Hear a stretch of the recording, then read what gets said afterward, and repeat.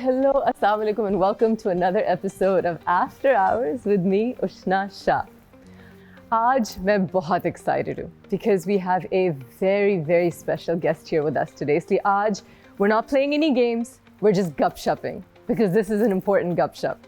उससे पहले मैं आपसे एक बात करना चाहती हूँ एक lyric के बारे में. There's a song called Maria Maria. Those of us who grew up in the 90s and 2000s know it. It's by Carlos Santana and Wyclef Jean. And उसमें एक lyric है which goes, the rich are getting richer and the poor are getting poorer. अमीर और अमीर हो रहे हैं और गरीब और गरीब हो रहे हैं. इसके बारे में ज़रा सोचें, ये फिनोमेना क्यों है? इसलिए क्योंकि जनरेशनल वेल्थ तो है ही, लेकिन जो अमीर लोगों के बच्चे हैं उनके पास एक्सेस होता है अच्छी एजुकेशन के लिए, अच्छी नेटवर्किंग के लिए, अच्छी सिफारिशों के लिए, और जो गरीब होते हैं वो बेचारे वहीं के वहीं रह जाते हैं और पिसते हैं. जो हमारे अगले मेहमान हैं वो इस बात को चैलेंज कर रहे हैं. He's not just a heartthrob and a superstar singer, but he's an activist and he has made some major differences. उनकी एक फाउंडेशन है जिसके वो फाउंडर भी हैं और CEO भी हैं, called जिंदगी ट्रस्ट. जिंदगी ट्रस्ट एक ऐसी चैरिटेबल ऑर्गेनाइजेशन है जो बहुत सारे अच्छे चेंजेस लाई. नेशनल असेंबली में इनकी एफर्ट्स की वजह से एक लॉ पास हुआ जिसकी वजह से कॉर्पोरल पनिशमेंट, मतलब बच्चों को स्कूल्स में मारना, बैन हो चुकी है. That's a giant step. He's won 3 presidential awards for all of his efforts. He's a UN Goodwill Ambassador for the Office of Drugs and Crime. और वो Ministry of National Health Services के minister हैं for Family Planning and Population. बल्कि वो एक online course create कर रहे हैं जिसमें आप फैमिली प्लानिंग के बारे में सीख सकते हैं. तो जो नए कपल्स जो नादरा के थ्रू रजिस्टर होंगे निकाह नामे के लिए, वो रजिस्ट्रेशन से पहले उनको वो कोर्स करना होगा so that they can learn about safe pregnancy, birth control, the importance of spacing out children, women's health. ये ना सिर्फ पॉपुलेशन कंट्रोल करेगी लेकिन हमारा मुस्तकबिल बेहतर बनाएगी. This is very exciting. You don't see rock stars do this very often, which is why the whole country is so proud of him. And I am completely fangirling and I'm so excited to welcome the one and only, the superstar, Shahzad Bhai. Hello, Assalamu alaikum, how are you? Welcome to my show. It's so good to have you. Please have a seat. Welcome to the show, Shahzad Bhai.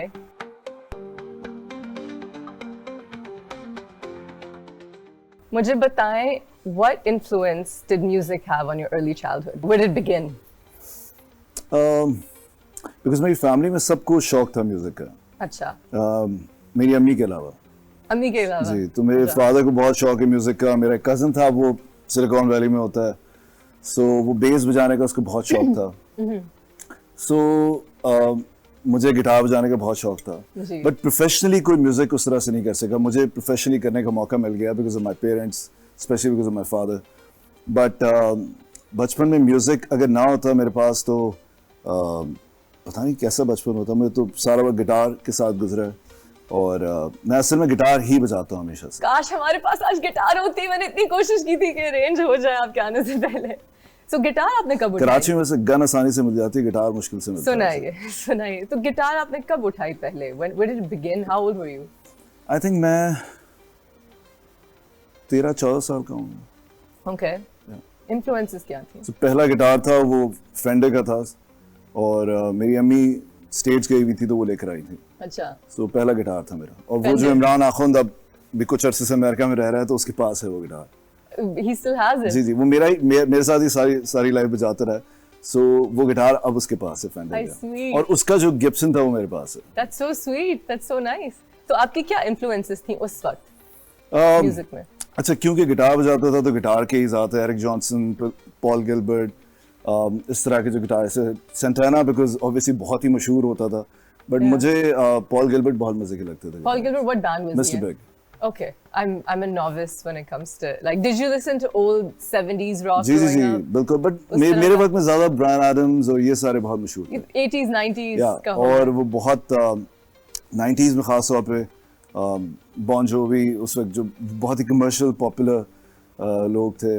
और फिर alternative bands भी बहुत मजे के लगते थे. But ये सारे लोग थे जो बहुत जिनके गाने बजाने को मौका मिलता था और गिटार की सोलोज और ये सारी चीजें. तो एक बड़ा मजेदार टाइम था. कॉलेज कौन सा था? क्योंकि आपने प्रीमियर कॉलेज. कौन सा? Premiere college. प्रीमियर, इसमें फैसल कपाडिया भी थे जो वो स्कूल मेरे स्कूल सेंट जूड्स था हमारा स्कूल, तो मेरे सीनियर होते थे। मेरा कजन जो अकबर जो बेस बजाता था वो उसके साथ होते, आई थिंक उससे भी 1 साल सीनियर थे वो। अच्छा, सो ये कोई म्यूजिकल स्कूल था बड़ा? डिड यू एवर यहाँ से जैम? बहुत सारे उस लोग जमाने निकले, में मेरे सारे कजन्स वहाँ पढ़ते थे सेंट जूड्स में, मैं था वहाँ पर, फिर फैसल वहीं पे पढ़ता था। That's very cool. That must have been a great era. और वो ज़माना वो भी था जब सोशल मीडिया नहीं था, इतनी डिस्ट्रैक्शंस नहीं थी, तो जब स्टूडेंट्स आर्ट्स में किसी टैलेंट में आते थे तो फिर तो they were very involved in it. शायद हाँ, उस वक्त सिर्फ एक मसला था कि स्कूल में चाहे वो जितना भी अच्छा स्कूल हो, मार जरूर पड़ती थी। मार पड़ती थी, सो पिटाई जरूर होती थी। तो मैंने जिंदगी में सोचा कि अगर कभी मेरे पास पावर आई तो मैं ये मार का कानून ही चेंज करवा दूंगा। और माशाल्लाह मुझे अपॉर्चुनिटी मिली and I am very happy. मुझे बहुत खुशी होती है बताते हुए कि जब मुझे मौका मिला तो मैंने कोशिश की कि इस पूरे मुल्क में बच्चों को स्कूल में कम से कम ना मारा जाए। और स्कूल तो कानून हमने बनाया था, बट मारने की एक मेमोरी जो है ना स्कूल में वो सब भूल जाते हैं, बट वो मुझे बड़ी अच्छे तरीके से याद है कि बड़े अच्छे अच्छे टीचर्स भी जो है ना अभी आपने गिटार की बात की ना, जब मैं गिटार बजाना शुरू किया तो हम क्लास में बहुत गाने का एक वो शुरू हो गया था, गा रहे होते थे, ड्रम बजा रहे होते, तो बहुत मार पड़ती थी इसके ऊपर टीचर से। हाँ, और बहुत अच्छे वो प्रोग्रेसिव टीचर्स होते थे, बट कहीं उनको लगता है कि मारने का फायदा है, हालांकि मारने का नुकसान ज्यादा है, फायदा कम है। मुझे आज तक ये समझ नहीं आई कि मैं तो इस चीज के भी खिलाफ हूँ कि घर के लोग आप पे हाथ उठाएं, पेरेंट्स भी। I think that's so toxic. हमारे यहाँ कल्चर ये है उष्णा के जब बच्चा पैदा होता है तो उसको माँ बाप मारते हैं, जब वो स्कूल जाता है तो उसको टीचर मारता है, फिर जब वो सोसाइटी में आता है तो पुलिस का एसएचओ मारता है। तो उनको, उस बच्चे को लगता है कि जब भी जिंदगी में मैंने कुछ सही करना है या सही करवाना है किसी से तो आप मारेंगे तो वो सही करेगा जी। तो उसको लगता ये है कि मारने से ही सोसाइटी ठीक होती है, और वायलेंस ब्रीड वायलेंस। तो यही एक मसला हमारे मुल्क के अंदर, और एक साइकिल बन जाती है जो जनरेशनल ट्रॉमा बन जाता है, जो पास ऑन होता है, व्हिच इज सो अनफॉर्चुनेट। और आई थिंक लोग रियलाइज नहीं करते कि मार, किसी किस्म का भी अब्यूज, वायलेंस आपको इतने तरीकों से अफेक्ट करता है, आपका कॉन्फिडेंस बिल्कुल मर जाता है, you are afraid to speak up, you are afraid to be creative, आपको किन किन तरीकों से एक ट्रॉमा देता है शायद आपको पता भी नहीं होता है। सो आई थिंक दैट्स अमेजिंग। आपने काफी हॉरर स्टोरी सुनी जब मैंने बहुत सारी हॉरर स्टोरीज कवर की है। जब चल पड़ा मैंने प्रोग्राम किया था 2012 में, हम एक जियो पर शो आता था 24 एपिसोड, उससे ज़्यादा बेहतर डॉक्यूमेंट एजुकेशन रिफॉर्म्स को पाकिस्तान में नहीं किया गया है। तो वो हमने एक डिफिट का प्रोग्राम था वो, और एक हार्ली डेविडसन पे, बिकॉज एजुकेशन जर्नली बहुत बोरिंग होता है। सो मैं बाइकर हूँ, तो हमने एक हार्ली डेविडसन डाल दी थी कि मैं पूरे पाकिस्तान में ट्रैवल करता हूँ और 250-300 गवर्नमेंट स्कूल्स में जाता हूँ और कवर करता हूँ स्टोरीज़। तो उसमें हमने ये सारी स्टोरीज़ कवर की थी कि बच्चों को कैसे मारते हैं, क्या होता है, सेक्शुअल अब्यूज़ की क्या क्या चीज़ें होती हैं, टीचिंग के क्या इशूज़ हैं, गवर्नमेंट स्कूल के क्या इशूज़ हैं। तो उसी प्रोग्राम की वजह से ये लॉ चेंज हुआ था इस मुल्क में, बिकॉज इससे पहले इस मुल्क में एक कानून था, उसको कहते थे सेक्शन 89। तो होता ये था कि जब भी बच्चों को मारा जाता था स्कूल में, जैसे सपोज करें कि टीचर ने थप्पड़ मारा, दीवार पे लगा, सर फट गया, बच्चा मर गया, इस तरह के बहुत वाक़यात हुए। तो जब उस टीचर को पकड़ा गया तो उन्होंने कहा कि मैंने तो उसको गुड फेथ में मारा था क्योंकि ये सिगरेट पी रहा था, तो मैंने उसको मारा, गलती होगी।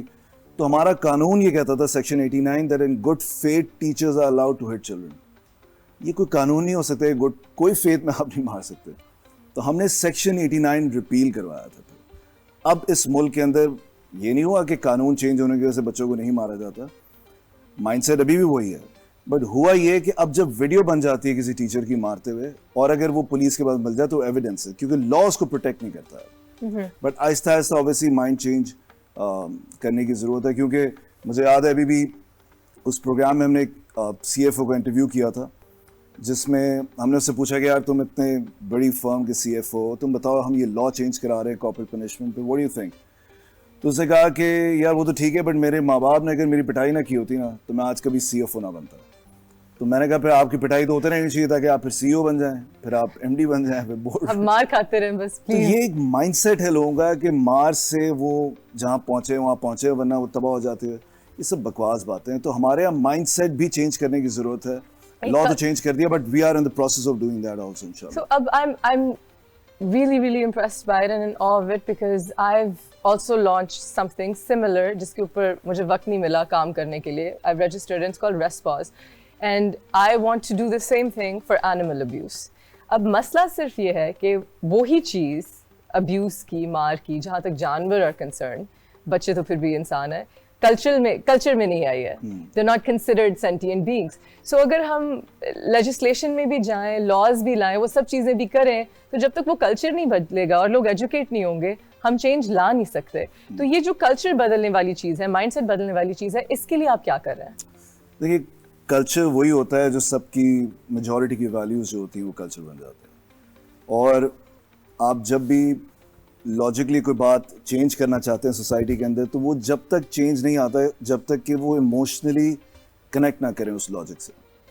तो हमारे यहाँ ये जो एक वायलेंस का कल्चर है वो एक इतना अंदर घुस गया हुआ है हमारे अंदर कि इसको चेंज करना आई थिंक और 10 साल लगेंगे. और ये हम 10-10 साल पीछे चले आते हैं, जब एक वाक़या ऐसा होता है, फिर एक वाक़या ऐसा होता है, फिर एक वाक़या ऐसा होता है. मुझे उसमें सिर्फ एक शेर याद आ रहा है कि नई हवाओं की सोहबत बिगाड़ देती है, कबूतर को खुली छत बिगाड़ देती है. जो जुर्म करते हैं वो इतने बुरे नहीं होते, अदालत सज़ा ना देकर बिगाड़ देती है.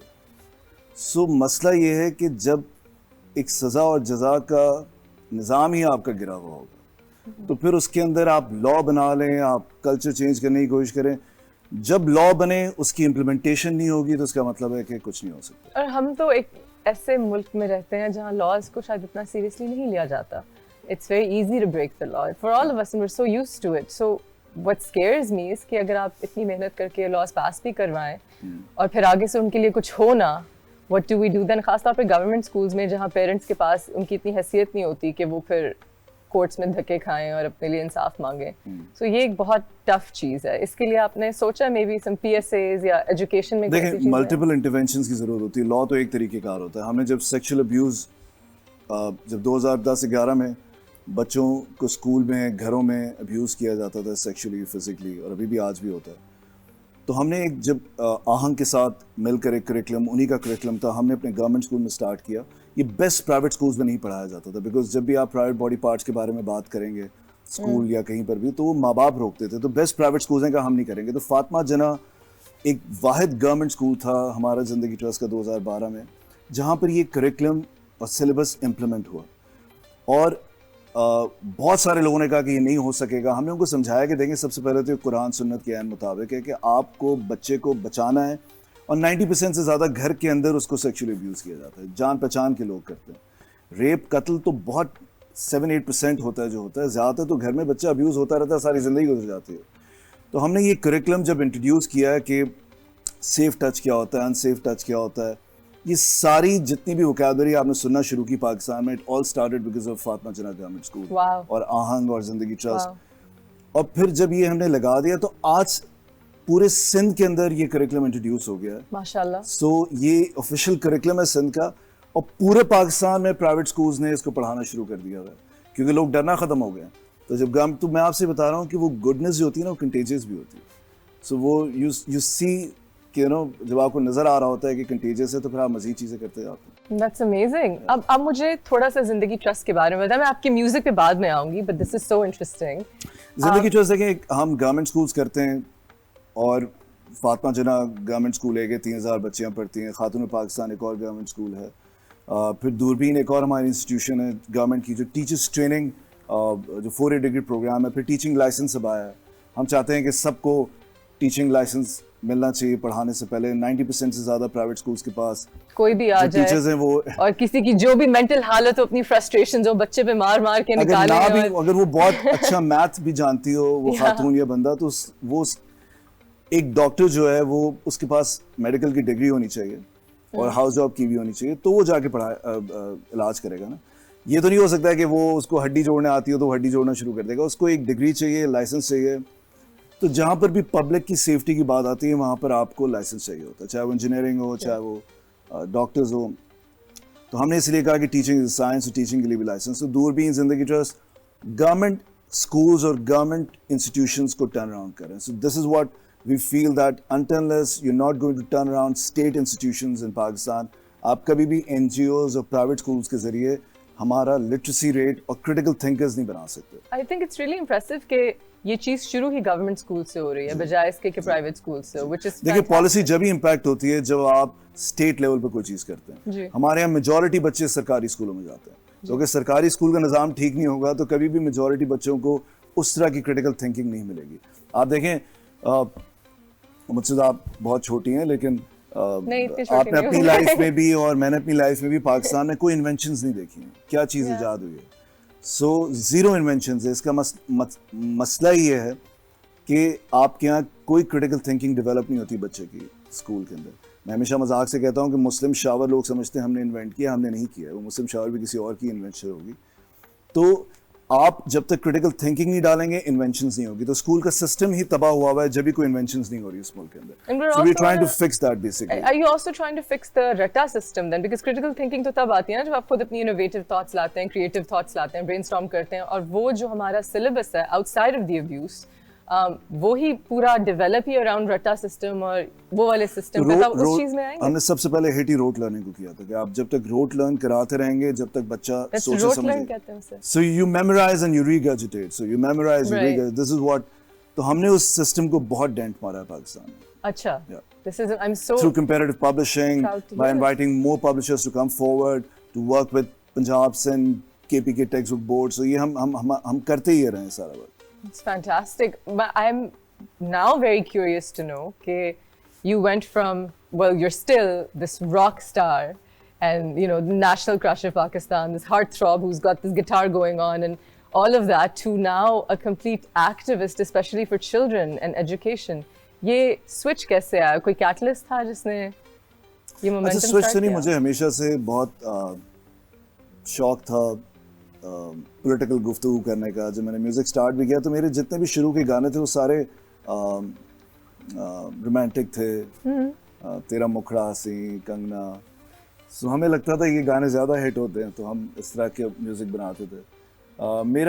मुझे शौक ज़्यादा गिटार ओरिएंटेड म्यूज़िक करने का था, लेकिन मेरी सोच हमेशा से पॉलिटिकल थी। और मैं सोसाइटी की जो एक क्लास डिफरेंस है उसको भी बहुत समझने की कोशिश करता था, लेकिन मेरे म्यूज़िक में वो नज़र नहीं आता था। मेरे म्यूज़िक में पहली दफ़ा वो नज़र आया 2009 के अंदर, जब मेरी पॉलिटिकल एल्बम आई थी। इससे पहले मेरी जितनी भी मेरी जो उससे पहले एल्बम थी, साली तुम्हारी नहीं, वो बहुत बहुत ज़्यादा बिकी थी और बहुत पॉपुलर एल्बम थी। तो उसके बाद मुझे बहुत इंसिस्ट किया कंपनी ने कि आप इसी तरह की एल्बम करें, बट मैं उस वक्त फातिमा जिन्ना गवर्नमेंट स्कूल ठीक कर रहा था। So when U turn around a government school ना, तो वो it's just like turning around mini Pakistan. तो वहाँ पर आपको रिलीजन का मसला भी मिलेगा, कश्मीर का भी मसला मिलेगा, कब्जा माफिया भी होगा, ड्रग्स भी होगा। तो it's like mini Pakistan. Wow. So जब मैं वो ठीक कर रहा था तो मुझे इतना कुछ सीखने को मिला वहाँ पर कि मेरा जो अगला गाना जो मैं लिख रहा था वो लगा रहा था। वो फिर मैंने खुद लिखा। सो उसमें एक लाइन थी कि नेक वो है जिसको मौका नहीं मिला, और इस तरह की बहुत सारी शेर हमने लिखे थे।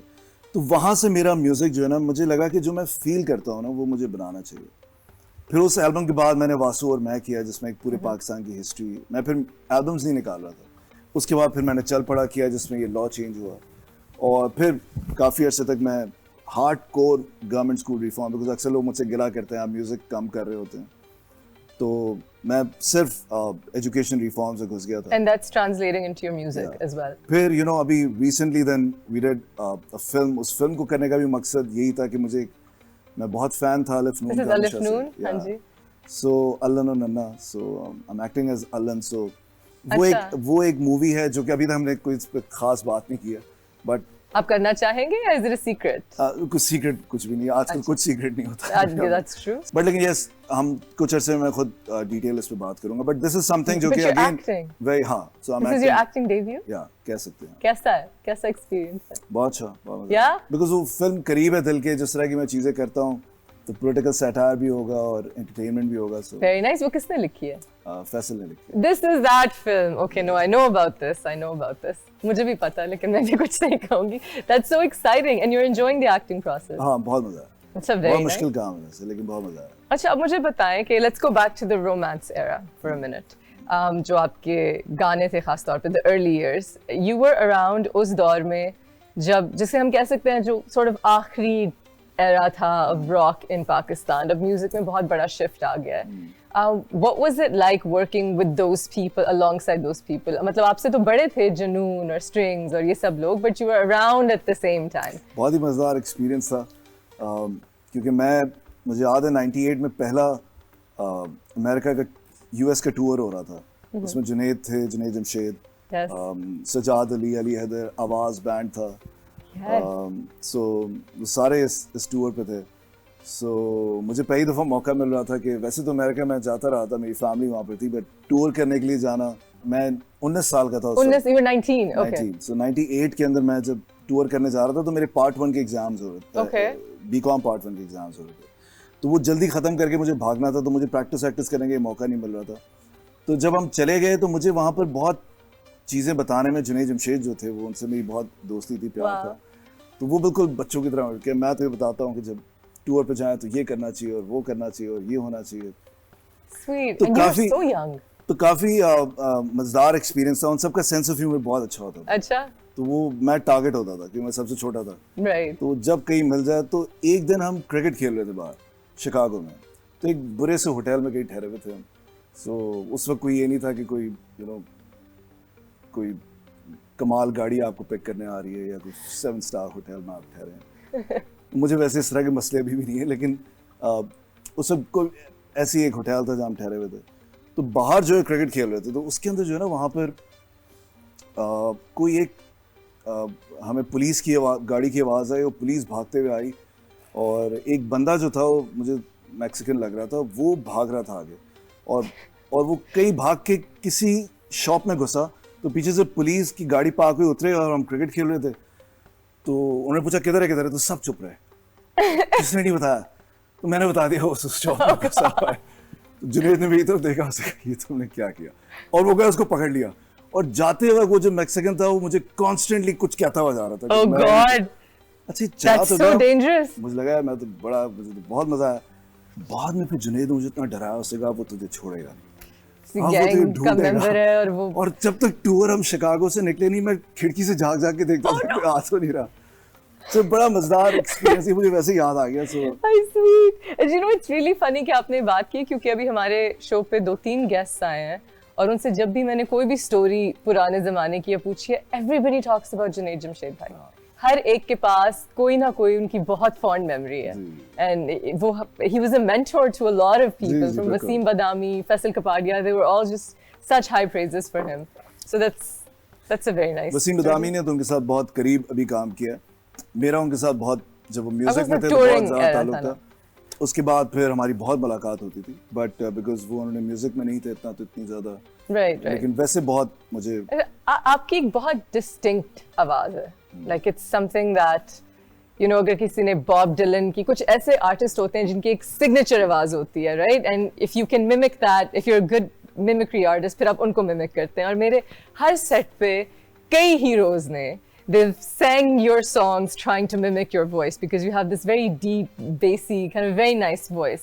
That must have set you apart. आपने वो कब discover की कि I've got this thing that... अच्छा मैं वाकई, अच्छा ये लोग इतना मेरा मजाक उड़ाते थे मेरी आवाज़ का। बहुत अच्छी आवाज़। और नहीं, मैं आपको बताता हूँ, जुनैद, सजाद अली साहब, अली हैदर, तो वो जब भी मैं आता था तो बड़े, और क्या हाल है तेरा, ठीक है, तो मैं छोटा होता था और स्किनी होता था, तो मेरी आवाज़ बहुत, तो मैंने आहिस्ता आहिस्ता अपनी आवाज़ पतली करना शुरू कर दी बात करने के। really? यार मैं इस तरह नहीं बोलूँगा, क्योंकि अब मैं, तो मैंने आहिस्ता आहिस्ता, अब मुझे लगता है कि शायद मेरी आवाज़ और बेस पे थी, बट मैं अब कोशिश करता हूँ कि इतनी उस तरह, तो मैं बहुत फनी साउंड करता था उस वक्त जब भी मैं बोलता था। बोलने की आवाज़ भी, क्योंकि आपकी सिंगिंग वॉइस तो डीप है, अभी बोलने की आवाज़ मेरी बहुत फनी होती थी जब छोटा था, तो क्योंकि छोटे बच्चे के मुंह से अगर आप इतनी मोटी आवाज सुने तो वैसी फनी लगता है। माशाल्लाह, you've been blessed with that. So आपने कब डिस्कवर किया, आपने अपनी वॉइस को ट्रेन कैसे किया, कोई उस्ताद रखा? मुझे सिंगर कभी बनना ही नहीं था, और मैं सिंगर हूँ भी नहीं उस तरह से। मैं गिटार बजाता हूँ, तो मुझे हमेशा से गिटार बजाने का शौक था। मेरी जो बहन थी वो कहती थी, यार जितने भी सिंगर गिटारिस्ट होते हैं वो पीछे खड़े होते हैं, तुम्हें आगे खड़े होना चाहिए, तुम्हें गाना गाना चाहिए। So your sister encouraged you. Yeah, somehow guitar बजाते you sing also, तो वो इत्तफाकन था कि मैंने गाना शुरू किया। बट मुझे हमेशा से बैंड्स में पीछे गिटार बजाना। कोई कोचिंग वगैरह नहीं किया आपने? बिल्कुल भी नहीं, शुरू में कुछ नहीं थी, but when you play guitar तो फिर आपको राग, स्केल्स वो सब आ ही जाते हैं। बट मैं अभी भी कहता हूँ कि मैं सिंगर नहीं हूँ, मैं गिटारिस्ट हूँ।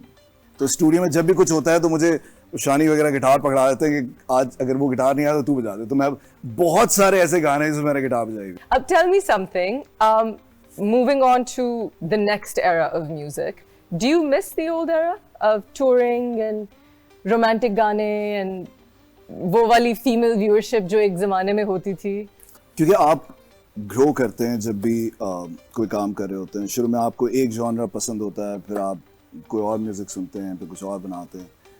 मुझे म्यूज़िक से जो मुझे सबसे ज़्यादा चीज़ मैं रिलेट करता हूँ और मुझे जो खुशी होती है वो कि म्यूज़िक ने मुझे बहुत पावर दी to reform government schools in this country.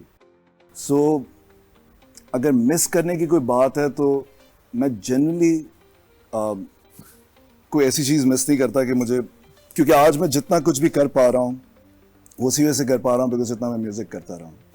और उस वक्त बस ये होता था कि बहुत डराया जाता था कि जो पोइट्री होती है ना वो बहुत परफेक्ट होनी चाहिए। जो आप कुछ लिख रहे हैं कि जब मैंने लगारे वगैरह लिखी थी एल्बम, तो मैं बहुत डरा हुआ था। मैंने कहा मैंने इतने सारे पॉलिटिकल गाने लिख दिए हैं, पता नहीं कैसे लगेंगे कि आज बांध कर तू खड़ा है तस से मस्त नहीं होता, तू एक आम आदमी अरे बस अब नहीं होता तो क्या करूँगा। हाँ ऑब्वियसली सारी एल्बम मैंने खुद ही लिखी थी। तो जब इससे पहले मैं गाने लिखता नहीं था। अच्छा, ये पहली दफा मैंने लिखा था। साली तू मानी नहीं आपने नहीं लिखे? सारी तू मानी नहीं भी मैंने लिखा था। उसमें नदीम बाद में आया था, बट शुरू में मैं और इमरान जा रहे थे तो मैंने प्लेन पर ये पिया कि जहाज पे लिखा था इस्लामाबाद की फ्लाइट में। ये कोई ऐसा गाना नहीं था कि लिख के आपको बहुत प्राउड फील करें। बट लेकिन तो उस वक्त जो शायर थे ना वो बहुत, जिनसे हम गाने कभी लिखवाते थे तो वो बहुत डराते थे आपको। अगर हम कुछ लिखने में देखें ये क्या उर्दू आपने लिखी है तो बहुत बुरी उर्दू है। तो मैंने अभी भी ये वाक्य सुनाया था कहीं, तो मुझे याद है कि सुखबीर सिंह हैं, बहुत ही फेमस भंगड़ा आर्टिस्ट हैं। सो मेरी उनसे बहुत दोस्ती थी, हम साथ टूर भी करते थे। तो एक दिन हमने डिसाइड किया कि हम पाकिस्तान और इंडिया के हालात बहुत बुरे थे, तो हमने कहा मिल के एक गाना बनाते हैं। तो सुखबीर ने कहा, वो लंदन में थे कहीं, हमने कहा रिकॉर्ड करते हैं वो। तो मैंने कहा लिखते हैं इस गाने को। तो मैं किसी बहुत मशहूर शायर के पास गया, मैं कहा सर हमने एक लाइन लिखी है मिलकर पाकिस्तान इंडिया के लिए कि ये उदासी क्यों, रूह प्यासी क्यों, फासले दरमियाँ ज़िंदगी इम्तिहान। ऑब्वियसली इसमें और लोग भी इन्वॉल्व थे फिर करने में। तो जब बात हो रही थी कि हमने कहा कि वो जैसे सुखबीर का गाना था ना, वो था ना उसका तारे गिन गिन याद से तेरी मैं तो जाकर आता। सो मैं उनको एग्जाम्पल दे रहा था, उन्होंने कहा देखिए यार वो बड़ा अच्छा गाते हैं लेकिन ये कोई गाना है कि तारे गिन गिन याद च तेरी मैं ता जागा राता नूं, मैंने इतना उदास हूँ, रोक ना पावा अखा विच गम दिया बरसाता नूं। सैड। ओ हो ये क्या है, आप मुझे बताएं। हाँ I know, but he said कि यार ये कोई आप इस तरह के गाने।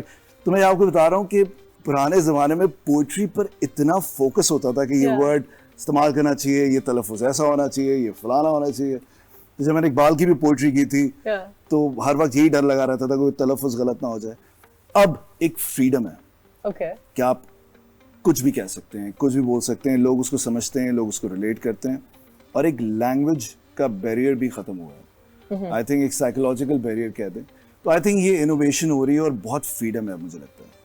Okay, fair enough. ठीक है. On this note, I'm going to take a break and I'll come right back because I want to dig more into the songwriting process. We're here with Shahzad Roy on After Hours. Don't go anywhere.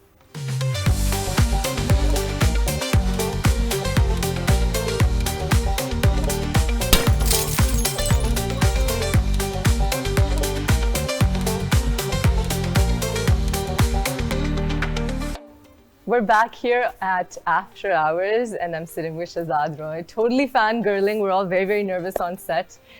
Tell me, what is your songwriting process now? आप guitar से शुरू करते हैं, आप chords कैसे pick करते हैं? Can you explain to me, do you get inspired by something, कोई चीज़ देख ली? I know कि आप social चीज़ों पे बहुत देखते हैं गाने।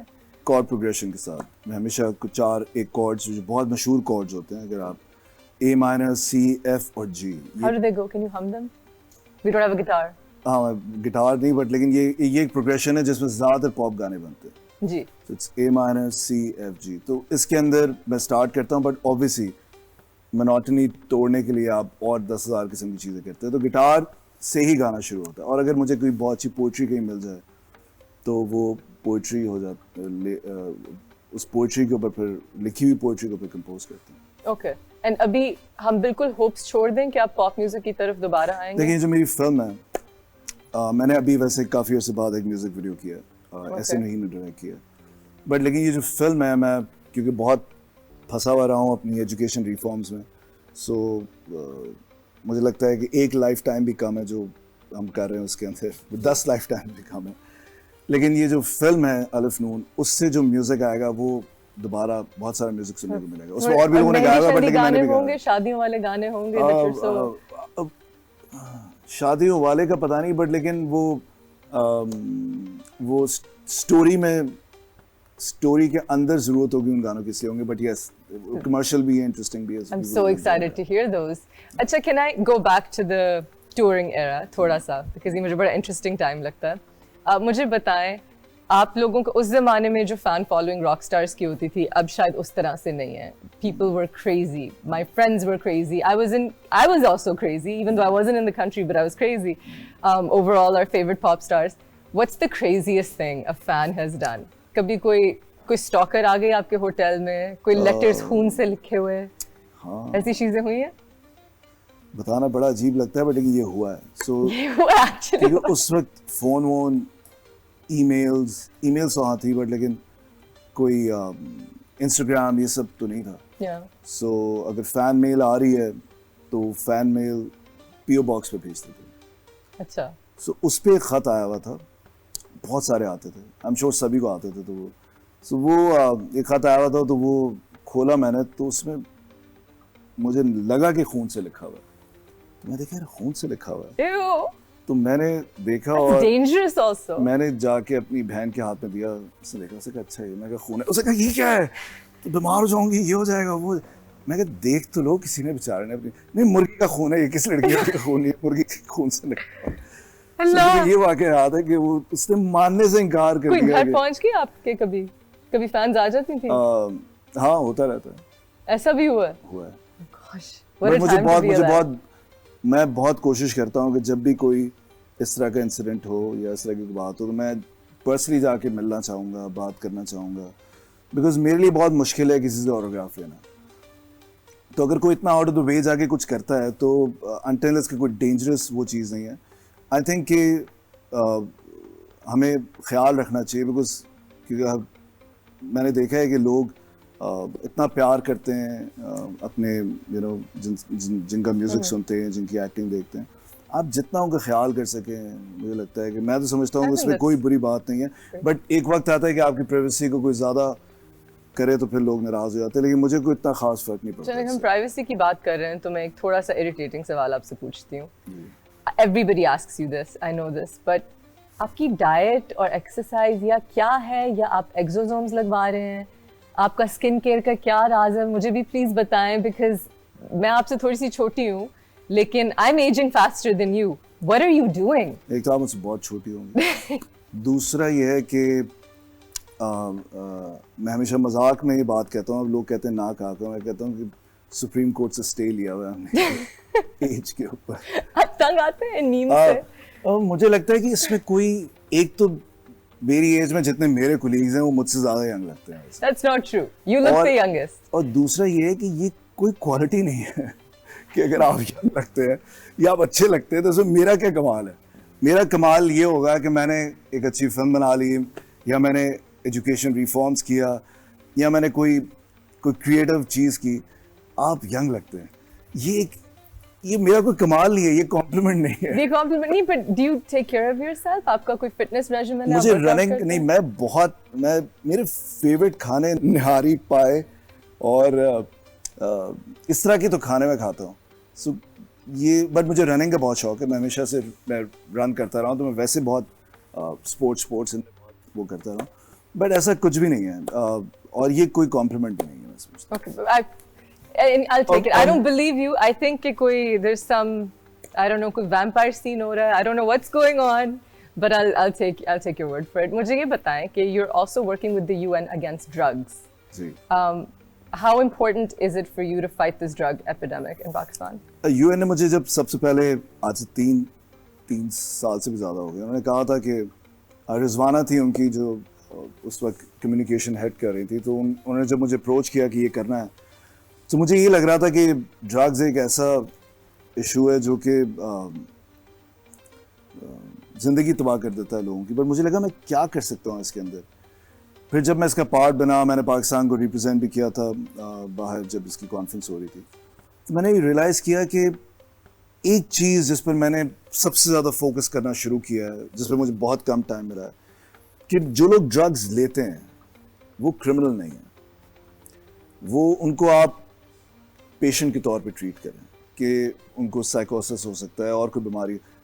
हमारे यहाँ लोग जो ड्रग लेते हैं उसको इतना आइसोलेट कर देते हैं कि वो बेचारा क्रिमिनल बन जाता है, वो कहता है कि मैं बताऊंगा ही नहीं किसी को।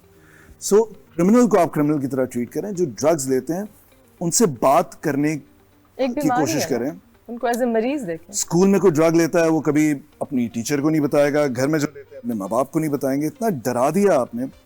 मैं समझता हूँ जो लोग ड्रग्स लेते हैं आपस में बात तो करना शुरू करें कि अगर कोई लेता है तो आप उसको बचा सकें। घर में रिसर्च ये कहती है कि अगर हम ये आप मैं वो केटी है वहाँ पर और लोग खड़े हैं, रिचर्ड खड़ा है और लोग खड़े हैं, तो अगर 5-6 लोग उठाएं तो रिसर्च ये कहती है कि इनमें से किसी एक के साथ किसी डिग्री का अब्यूज़ हुआ है। बट जब आप 4 बात करेंगे तो कोई भी नहीं मानेगा कि मेरे साथ कोई अब्यूज़ हुआ है।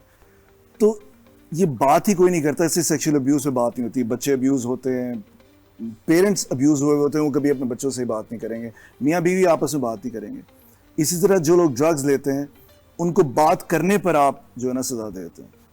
तो आई थिंक कि हमें अपनी यूथ को ये इजाज़त देनी चाहिए कि जितना हो सके बाहर आकर बात करें कि भाई हम लेते हैं और अब हम कैसे बचें। तो इसको बिल्कुल एक नॉर्मल कर देना चाहिए। हटाएं। ये आपने इतना ख़तरनाक स्टिग्मा लगाया हुआ है कि लोग अगर ले लें ड्रग्स तो फिर वो लेते ही रहेंगे, उसको कभी आप बाहर निकलने का मौका ही नहीं देंगे। That's very dangerous. So this is what I am trying to do कि जो लेते हैं वो क्रिमिनल नहीं है, उनके ऊपर आप स्टिग्मा ना लगाएं। देखिए ये बिल्कुल ऐसे ही है कि जब आप एक किताब पे स्टिकर लगाते हैं तो लग तो आसानी से जाता है, आप निकालते हैं तो फट जाता है, वो पेज ही फट जाता है।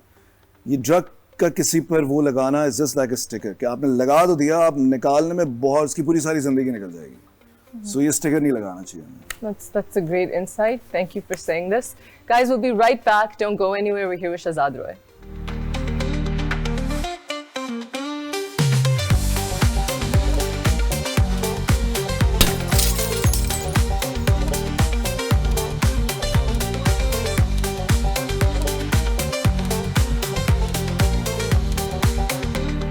We're back here at After Hours. We've got Shahzad Roy with us. Shahzad, I think कई celebrities, काफ़ी लोग, myself included, with the small little bit of a platform that I have, हम सब थोड़ा सा social बातों पे थोड़ा सा activism लाने की कोशिश करते हैं, लेकिन आप एक वाहिद शख्स हैं who's got this insane stardom, माशाल्लाह, you know, one of the biggest in Pakistan, और आपने अपना पूरा career activism पे dedicate कर दिया। ये sense of responsibility, the sense of social responsibility आप में कहाँ से है? आप हमेशा से एक एम्पैथेटिक, सोशली कॉन्शियस इंसान थे? अच्छा, मेरा इस पर जो व्यू है वो लोगों को समझ नहीं आता। मैंने भी किसी प्रोग्राम में पहले भी कहा था कि देखिए अच्छा काम करने से सवाब मिलता है, इसमें कोई शक नहीं है, हम सब मानते हैं इस बात को। मेरे लिए ये सवाब नहीं है, मेरे लिए ये रिस्पॉन्सिबिलिटी नहीं है। अच्छा। मेरे लिए ये एक अच्छा कॉज से ज़्यादा है, मेरे लिए एक इंटेलेक्चुअल किक है। वरना तो चैरिटी तो मेरी अम्मी भी करती हैं, मेरे अब्बू भी करते हैं, खाना खिला देते हैं, शादी करा देते हैं, इलाज करा देते हैं, हम सब करते हैं, हमारे मज़हब का हिस्सा है। मैं एक सिस्टम को रिफॉर्म करने की बात कर रहा हूँ। सो ये उतना ही इंटरेस्टिंग है जितना लगा रहे गाना बनाना इंटरेस्टिंग है। सेक्शुअल अब्यूज़ के करिकुलम को पूरे सिंध में लगाने का जो पॉलिटिकल नेविगेशन है, जो साइंटिफिक इंटरवेंशन है, जो करिकुलम है, कैसे लगेगा, क्या होगा, आहंग क्या काम करता रहा है, ज़िंदगी ट्रस्ट क्या कर रहा है, ये एक पूरा एक प्रोसेस है जिसको आप ना सिर्फ उसमें सीखते हैं, सिखाते हैं, गिरते हैं, लड़ते हैं। ये एक बहुत मज़ेदार प्रोसेस है। तो ये अगर ये बोरिंग हो जाएगा अगर मैं सिर्फ एक रिस्पॉन्सिबिलिटी और अच्छे काम करता, तो मैं कभी भी एक्सीलेंस, हमने इस काम में, व्हाई डू यू थिंक कि ज़िंदगी ट्रस्ट ने इस मुल्क की सबसे बड़ी एजुकेशन पॉलिसीज़ को चेंज किया? बिकॉज़ ये हमारे लिए बिल्कुल ऐसे ही है कि जैसे हम एक्सीलेंस अचीव करना चाहते हैं अपने किसी और काम में, तो ये बिल्कुल ऐसे ही है। सो ये कोई मेरे लिए रिस्पॉन्सिबिलिटी या कोई मैं किसी पर एहसान या सवाब सिर्फ मेरा मकसद नहीं है। मुझे लगता है कि ये सिस्टम चेंज करने में उतना ही मज़ा है जितना मुझे अलिफ नून फिल्म रिलीज़ करने में होगा। Wow, so you actually get a kick out of it, but your parents must be so proud. हाँ, they are. उनको बहुत खुशी होती है, बहुत फख्र महसूस होता होगा। We're all so proud. We all, बल्कि बट उनको ये समझ नहीं आता बिकॉज मेरे माँ बाप जो है वो जिस तरह के हम लोग हैं, जिस तरह की फैमिली है, तो वो बिल्कुल ही अपनी ज़िंदगी गुजारते हैं, लीगली अच्छे सिटीजन्स हैं। उनको ये समझ नहीं आता कि ये जो पूरा ये जो लड़ाई लड़ता है स्टेट के साथ, और ये कहाँ से आया, ये अभी तो मेरे माँ बाप मेरी फैमिली को ये नहीं समझ आता कि ये कौन है इसके अंदर। जरूर कोई आबा अजदाद में कोई था, तो वरना वो बहुत अपनी ज़िंदगी गुजारने वाले, लड़ाई झगड़ा उन्होंने कभी सोचा नहीं था हमारे खानदान में, क्योंकि पूरी स्टेट पे केस करके जीत जाएगा। That's amazing. हमने मल्टीपल गवर्नमेंट्स को सू किया और जीते हैं। सो Wow. एक बड़ा इंटरेस्टिंग प्रोसेस है। That's amazing. We are all so proud of you. और अब मैं आपको जाने नहीं दे सकती. I'm so sorry. लेकिन मुझे ऐसा मौका बार-बार नहीं मिलेगा. Here you are. And is it possible that I ask you to sing something for me? मैं आपको डेडिकेट कर देता हूँ। नहीं, वाकई? This is recorded? I want this clip forever and ever. Thank you. झील सी आँखें, चेहरा कंवल है, तू है रुबाई या तू गजल है, तेरा प्यार से शर्माना कर देगा मुझे पागल, तू ला छुपे फिर भी ये जाने मेरा दिल, सब लोग कहें तेरी प्यारी अदा मेरा प्यार कहलाए, तेरा कंगना जब खनके तेरी पायल जब बोले। Thank you. This is a core memory. आप This is a core शायद memory. माइंड तो नहीं करेंगे इस बात बिल्कुल को। नहीं, he'll be Swati. He might be a bit jealous कि आपने उनके लिए भी नहीं गाया. But not every day does one get serenaded by the Shahzad. Shahzad, any message for our audience before you go? I think बस मैसेज यही है कि हमारी कोशिश ये है, दो मैसेज है। एक तो जो हम फिल्म कर रहे हैं अलिफ नून, वो आने वाली है, तो हम चाहते हैं कि ज़्यादा लोग देखें उसको, और कब आ रही है? उसमें कहीं पाकिस्तान नजर आएगा, I don't know. We don't. Alif Noon, guys. और दूसरा ये है कि आप दुआ करें कि आज से 5 साल बाद जब भी हम मिलें, तो इस मुल्क के अंदर एटलीस्ट प्राइवेट स्कूल्स के अंदर और ज़्यादातर स्टेट स्कूल्स में टीचर्स वो पढ़ा रहे हों जिनके पास टीचिंग डिग्री हो, इंशाल्लाह, ताकि हमारे मुल्क में वो बच्चे निकलें जो कि फिर इन्वेंशंस कर सकें। हर दफ़ा हम इलॉन मस्क और उनको ना देख रहे हो, हमारे मुल्क के अंदर ये बच्चे पैदा हो रहे हैं। आई होप के पेरेंट्स ने ये बात देखी और वो भी जिन स्कूल्स में उनके बच्चे पढ़ते हैं जरा प्रेशर डालें। वो हर दफ़ा जाके देखते हैं बिल्डिंग कितनी अच्छी है, कितनी अच्छी किताब, वो ये नहीं पूछते कि जो टीचर पढ़ा रहा है उसके पास कोई बीएड की डिग्री है, कोई इसने एमफिल किया हुआ है एजुकेशन में, मैथ पढ़ा रहा है, तो साइकोलॉजी पढ़ी है बच्चे की, ब्रेन डेवलपमेंट समझते हैं, कोई इस पर बात नहीं करता। Now they will, inshallah. I hope you guys enjoyed this interview. Thank you so much, Azad bhai. I'll see you guys next time you're on After Hours.